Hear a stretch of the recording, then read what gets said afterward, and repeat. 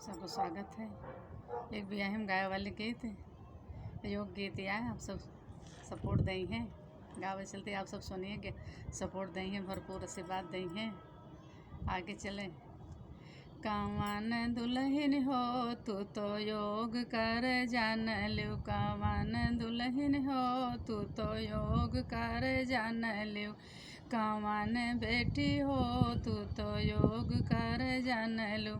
माथवा के बेंदिया चरवा छिपौलू, कावन बेटी हो तू तो योग कर जान लो। कावन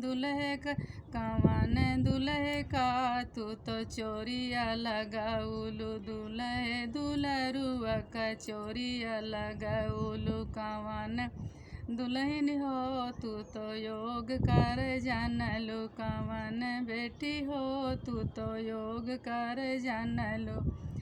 गलवा के हारवाया चरवा चोरौलू, गलवा के हारवाया चरवा चोरौलू, दुल्हे दुलरुआ के चोरिया लगाउलू, दुल्हे दुलरुआ का चोरिया लगाउलू, कावन बेटी हो तू तो योग कर जान लो, कावन दुल्हन हो तू तो योग कर जान लो।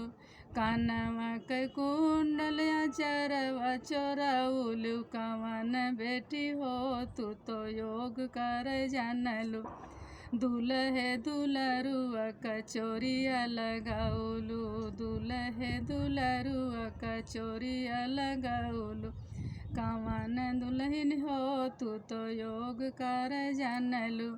हाथवा के कंगनाया चरवा चोरौलू, कावन दुल्हन हो तू तो योग कर जान लो, कावन बेटी हो तू तो योग कर जान लो।